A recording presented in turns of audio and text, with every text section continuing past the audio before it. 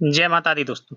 मैं अरविंद एक बार फिर से स्वागत करता हूं आपके अपने यूट्यूब चैनल अर्पिता अरविंद राजा चैनल पर। तो आज की वीडियो में जैसा कि हम आप सभी को पता ही होगा कि हम आप लोगों के लिए प्रैक्टिस सेट करवा रहे हैं एमपी पुलिस कांस्टेबल के लिए। तो एमपी पुलिस कांस्टेबल की तैयारी करने वाले सभी छात्र छात्राएं सभी साथी मित्र अपने चैनल पर जुड़ जाइए, चैनल को सब्सक्राइब जरूर कर लीजिए। आगे के पेपर सेट और वीडियो प्राप्त करने के लिए हम आप लोगों के लिए प्रतिदिन पेपर सेट लेकर आएंगे और पेपर सेट आपके करवाते रहेंगे। तैयारी आपकी करवा देंगे 30 अक्टूबर के पहले पहले बेहतरीन तैयारी आप सभी की करवा देंगे। जो भी आपके प्रीवियस ईयर में पेपर सेट हुए हैं 2017 से लेकर 2023 तक जो भी आपके पेपर सेट कराए गए हैं एमपी पुलिस कांस्टेबल के, वो सभी पेपर सेट और सभी पेपर सेटों में पूछे गए क्वेश्चन आंसर आप लोग पूरे कंप्लीट करवा देंगे। हम तो पूरे complete question answer complete watch करने के लिए, कंप्लीट क्वेश्चन आंसर प्राप्त करने के लिए चैनल को सब्सक्राइब जरूर कर लिए। वीडियो यदि पसंद आए वीडियो को लाइक शेयर करिए और हमें कमेंट्स करके जरूर बताइए कि आप सभी को वीडियो कैसे लग रहे हैं, क्वेश्चन आंसर कैसे लग रहे हैं। तो आज के पहले क्वेश्चन की बात कर लेते हैं। तो आज का पहला क्वेश्चन जो कि रीजनिंग से पूछ लिया गया है। रीजनिंग में आपके कथन निष्कर्ष बहुत पूछे जाते हैं एमपी पुलिस के एग्जाम में।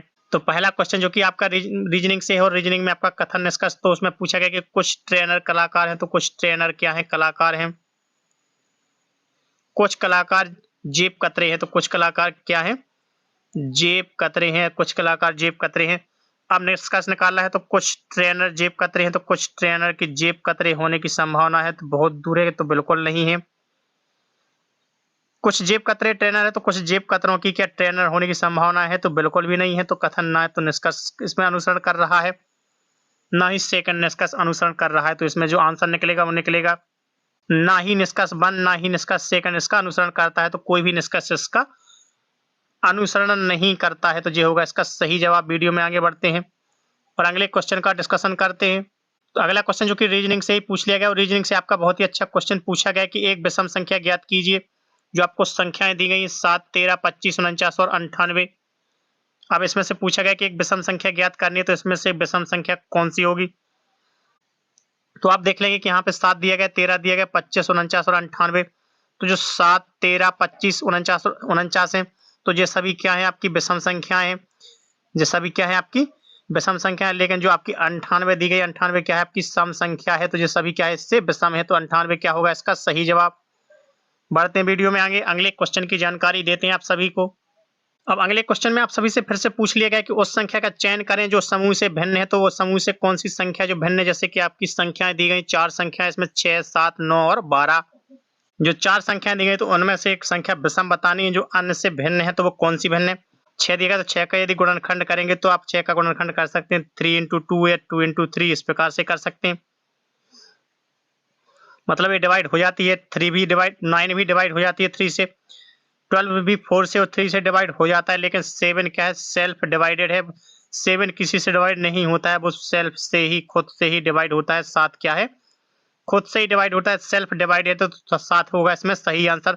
जैसा कि आप सभी को क्वेश्चन में पूछ लिया गया कि आपको समूह में से भिन्न संख्या बतानी थी, तो भिन्न है आपकी इसमें से 7, क्योंकि 7 क्या होती है? खुद से डिवाइड होती है। तो 7 होगा इसका सही आंसर। अगले क्वेश्चन की जानकारी देते हैं आप सभी को। तो अगले क्वेश्चन में आप सभी से पूछ लिया गया है, अगले क्वेश्चन में पूछा गया कि यूनेस्को के अनुसार विरासत स्थलों में से एक है उज्जैन में केदारनाथ मंदिर, मांडू में जहाज महल या खजुराहो स्मारक। तो वो किया खजुराहो स्मारक को। खजुराहो स्मारक क्या होगा इसका सही आंसर। बात करते हैं अगले क्वेश्चन की। तो अगले क्वेश्चन में पूछा गया कि नीचे दी गई श्रृंखला में संख्याओं का एक क्रम उपस्थित है, गलत संयोजन बताना है। तो जो संख्याएं दी गई है 0, 3, 8, 15, 24। तो जो 0, 3, 8, 15, 24 और 36 जो संख्याएं दी गई उनमें से आपको गलत बताना। तो गलत आपको कैसे बताना? जैसे कि आपका 3 है, 3 के बाद 8 है तो कितना प्लस किया गया? 5 प्लस। 8 के बाद 15 है तो कितना प्लस किया गया? 7 प्लस। 15 के बाद 24 है तो कितना प्लस किया गया? 9 प्लस। 24 के बाद 36 है तो यहाँ पे कितना प्लस होना चाहिए? 11 प्लस। यानी 24 में यदि आप 11 प्लस करेंगे, 24 में 11 जोड़ा जाएगा तो कितना आएगा? 35। तो यहाँ पे आना चाहिए था 35। तो 36 होगा इसका सही जवाब, क्योंकि आपको निकालना था गलत संयोजन। तो गलत यहाँ पे 36 दिया गया, यहाँ पे होना चाहिए था 35। अगले क्वेश्चन में आप सभी से पूछ लिया गया सदस्य है। तो सदस्य क्या होती है? तो वो होती है पशु जो संक्रमित अभिकर्ता को अस्वस्थ व्यक्ति के से स्वस्थ व्यक्ति तक ले जाते हैं, वो क्या कहलाते हैं? वेक्टर्स, यानी सदस्य कहलाते हैं। वीडियो में आगे अगले क्वेश्चन का डिस्कशन करते हैं। तो अगले क्वेश्चन में आप सभी से पूछा गया दहन जो उच्च गति पर होता है उसे कहा जाता है, यानी जो उच्च गति पर दहन होता है तो उसे कहा जाता है, वो कहा जाता है द्रुत दहन, यानी रैपिड कंबसन, रैपिड कंबसन क्या होगा इसका सही आंसर। अगले क्वेश्चन की जानकारी आप सभी को देते हैं। तो अगले क्वेश्चन में आप सभी से पूछ लिया गया है, आकाश इसके कारण नीला दिखाई देता है। तो आकाश किसके कारण नीला दिखाई देता है? तो वो दिखाई देता है स्कैटरिंग, स्कैटरिंग यानी प्रकीर्णन, प्रकीर्णन होगा इसका सही आंसर। बढ़ते हैं अगले क्वेश्चन की तरफ। तो अगले क्वेश्चन का डिस्कशन भी करते हैं आप सभी के साथ।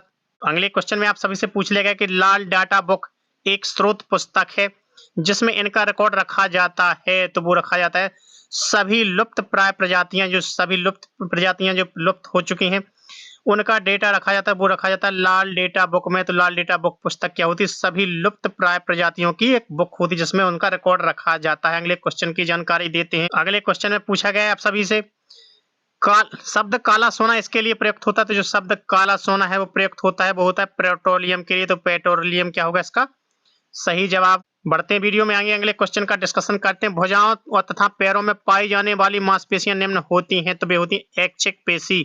ऐच्छिक पेशी क्या होगा इसका राइट आंसर। अगले क्वेश्चन का डिस्कशन करते हैं। तो अगले क्वेश्चन में आप सभी से पूछ लिया गया है बलकुट एक प्रकार का है। तो बलकुट एक प्रकार का क्या होता है? तो वो होता है भरण ऊतक। क्या होता है? ग्राउंड टिश्यूज, भरण ऊतक होता है इसका राइट आंसर। बलकुट जो होता है वो होता है एक भरण ऊतक। तो आप सभी को एमपी पुलिस, तो आप सभी के लिए जो तैयारी कर रहे हैं एमपी पुलिस कांस्टेबल की, तो एमपी पुलिस कांस्टेबल के लिए हम आप लोगों के लिए बहुत ही अच्छे पेपर सेट करवा रहे हैं और आगे भी आप सभी को 2022-2023 के पेपर सेट करवाएंगे। जो 2022-23 में जो पेपर सेट हुए थे वो सभी पेपर सेट हम आप लोगों के लिए लेकर आने वाले हैं और इन्हीं पेपर सेटों से आप सभी के क्वेश्चन आने की संभावना रहेगी। तो क्वेश्चन आंसर प्राप्त करने के लिए, पेपर सेट पूरे प्राप्त करने के लिए अपने YouTube चैनल अर्पिता अरविंद राजा चैनल को सब्सक्राइब जरूर कर लीजिए। सब्सक्राइब करने के बाद बेल आइकन दबा दीजिए जिससे कि आप सभी के पास नोटिफिकेशन आ जाया करेगा प्रत्येक वीडियो का। बढ़ते हैं वीडियो में आगे अगले क्वेश्चन की जानकारी देते हैं आप सभी को। आज की वीडियो के लास्ट क्वेश्चन की बात कर लेते हैं और इस पेपर सेट के भी लास्ट क्वेश्चन की बात कर लेते हैं। कोशिका के भीतर की संरचना इसके माध्यम से स्पष्ट रूप से दिखाई दी जा सकती हैं।